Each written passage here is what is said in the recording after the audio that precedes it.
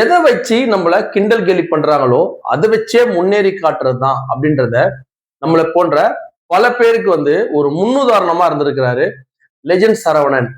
இது அவர் தான் முதன் முதல் நடித்த ஒரு விளம்பர ஒரு ஒரு படம். இந்த படத்துல அவரை இந்த உருவத்தை கிண்டலும் கேலியும் செய்யாத ஆட்கள் யாருமே கிடையாது. அன்னைக்கு இருந்த ஒரு பெரிய ட்ரோல் மெட்டீரியலா இருந்தவர் மிஸ்டர் லெஜெண்ட் சரவணன். அவர் இந்த ஒரு கிட்டத்தட்ட அவருக்கு இருக்கிற வயசுல இந்த மாதிரி ஒரு யங்கான ஆக்ட்ரஸ் கூட எல்லாம் நடிக்கிறாரு அப்படின்னு சொல்லிட்டு அப்ப அந்த விளம்பரம் நடிக்கும் போது அவரை கிண்டல் பண்ணாத ஆளே கிடையாது. பெரியவங்கல இருந்து குழந்தைங்க வரைக்கும் சிரிச்சு இந்த இந்த உருவத்தை பார்த்து சிரிச்சு கேலி பண்ணாங்க. மற்ற வேற யாரா இருந்தா என்ன பண்ணிருப்பாங்க அப்படின்னா, இப்படி கிண்டல் கேலி பண்றாங்க, எப்படி வெளில தலை காட்ட போறோம் அப்படின்னு சொல்லிட்டு அதையே ஒரு தாழ்மையா நினைச்சிட்டு வெளியிலே வந்திருக்க மாட்டாங்க. இந்த விளம்பரத்துல பாருங்க, ஹன்சிகா மோத்வானி, தமன்னா போன்ற மிகப்பெரிய நடிகிட்ட ஒரு விளம்பரம் நடிச்சிருந்தாரு. அவருடைய உருவமும் அவருடைய இந்த தோற்றம் எப்படி இருக்கு பாருங்க.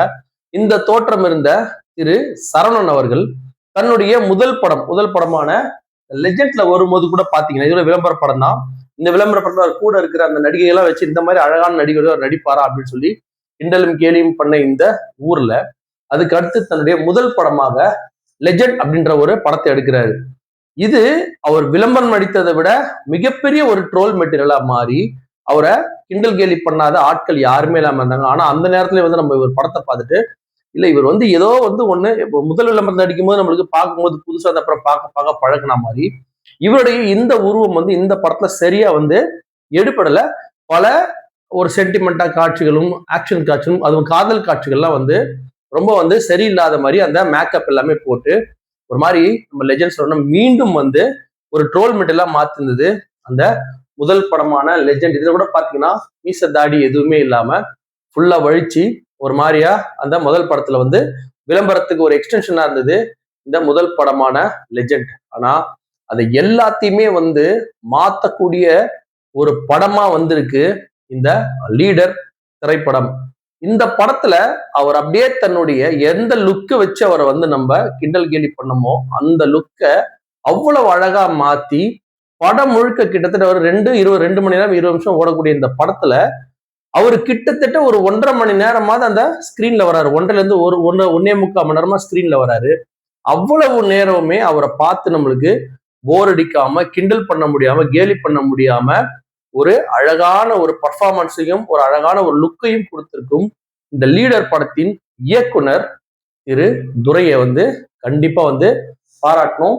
இந்த படத்துல பாருங்க, ஒரு ஆக்ஷன் ஹீரோக்கான எல்லா லுக்கையும் ஒரு மனுஷன் எடுத்து வந்திருக்கிறாரு. அதாவது எதை நம்ம தாழ்மையா பேசணுமோ அதை வச்சே ஒரு சூப்பரான ஒரு ஒரு டிரான்ஸ்ஃபர்மேஷன் கொடுத்திருக்கிறாரு லீடர் மிஸ்டர் லெஜெண்ட் சரவணன். அவர் மேல ரொம்ப மதிப்பு மரியாதையும் கூட வச்ச படம் இந்த படம். சரி, இந்த படத்தினுடைய கதை என்ன, இந்த படத்துல யாரா நடிச்சுக்கிறாங்கன்னு சொல்லி நம்ம பார்க்க போறோம்.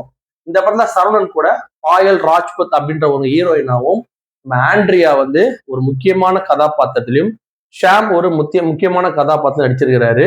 இவர் கூட இந்த படத்துல சந்தோஷ் பிரதீப் வில்லனாகவும், லால் அவரும் ஒரு சிறப்பான ஒரு தோற்றம் கொண்ட ஒரு நடிகராகவும், ஒரு சிறப்பான ஒரு கதாபாத்திரமும், VTV கணேஷ் ஒரு ஆர்டினரி பிளஸ் நம்முடைய ஜார்ஜ் ஒரு ஆர்டினரியான ஒரு கேரக்டர் பண்ணியிருக்கிறாங்க இந்த படத்துல.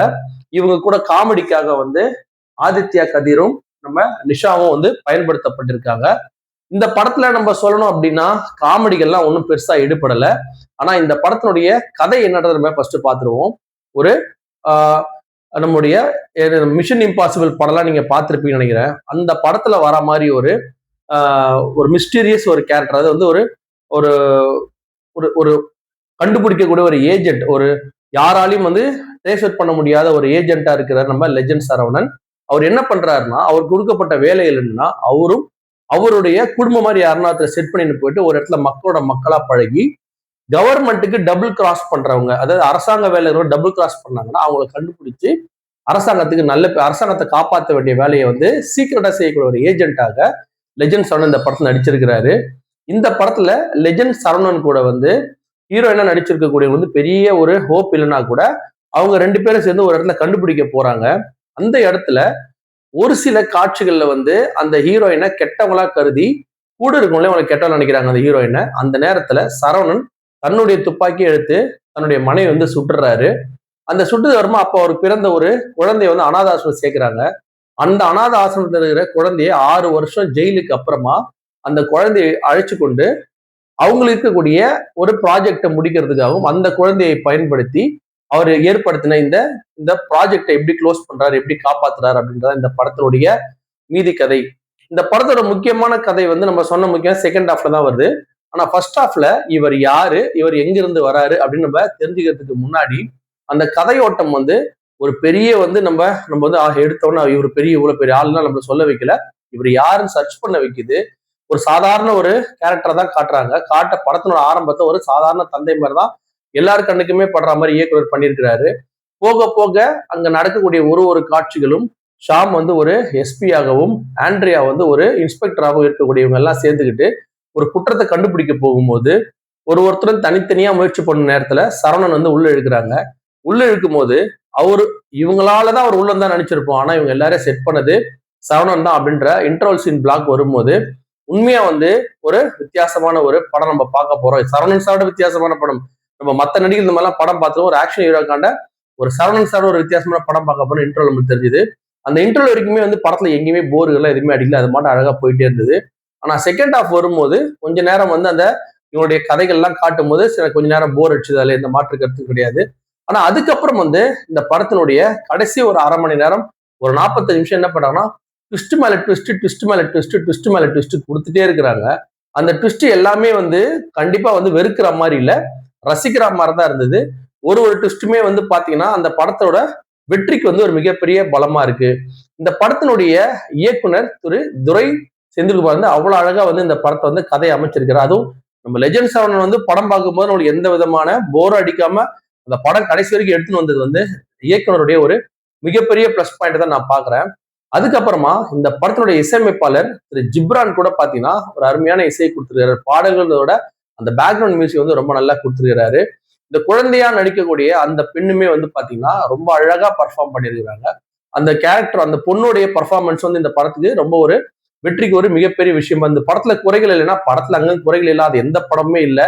ஒரு பாக்குறவங்க கண்ணுக்கு வந்து ஆஹா இது இது ஒரு குறையே கண்டுபிடிச்சுன்னு படம் பாக்குற விஷயம் வந்து எடுபடாது. படம் பார்த்துட்டு நம்ம வெளியில வரும்போது அந்த படம் வந்து நம்மளை வந்து சந்தோஷப்படுத்தியதா திருப்திப்படுத்தியதா அப்படின்றதா ஒரு படம் பார்த்துட்டு வெளில வரும்போது என்னை போன்ற ஆட்கள் வந்து நினைக்கிறது அதுல வெறும் குறைகளையே போட்டு கண்டுபிடிக்கலாம் ஒண்ணும் கிடையாது. ஒரு லெஜெண்ட் சரவணன் படம் வந்து நம்ம ஏற்கனவே பார்த்த படத்துல இருந்த எந்த குறையும் இல்லாம தன்னுடைய லுக்கை மட்டுமே இல்லாம படத்தினோட கதை அதுவும் இந்த ஷாம் கேரக்டர் அப்புறம் நம்மளுடைய ஆண்ட்ரியா கேரக்டர்லாம் வந்து ரொம்ப அழகா வடிவமைச்சிருந்தாங்க.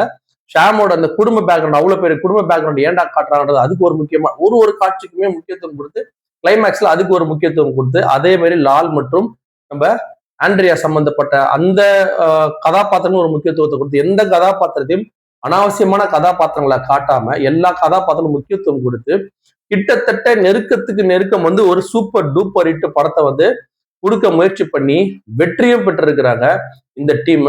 இந்த டீம்ல லெஜெண்ட் சரவணன் அப்படின்ற ஒரு மனிதனுடைய ஒரு முயற்சி வந்து நம்மை போன்ற பல பேரை வியக்க வைத்திருக்கு.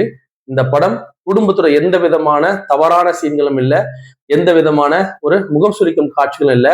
இந்த படத்துல இந்த நம்ம ஹிந்தி படம் துரேந்திரா இந்த படத்தெல்லாம் பாத்தீங்கன்னா அந்த வெற்ற சீன் எல்லாம் பாத்தீங்கன்னா அப்படியே பறக்கும், எல்லாமே ரத்த முத்தெல்லாம் பறக்கும். அந்த மாதிரி எதுவுமே காட்டாம ரொம்ப நீட்டா ஒரு வன்முறை காட்சியோட ரொம்ப அழகா ரொம்ப நீட்டா பாக்குற மாதிரி அது அந்த கடைசியில ஒரு ட்ரெயின் ஃபைட் ஒண்ணு பண்ணியிருப்பாரு லெஜெண்ட் சரவணன்.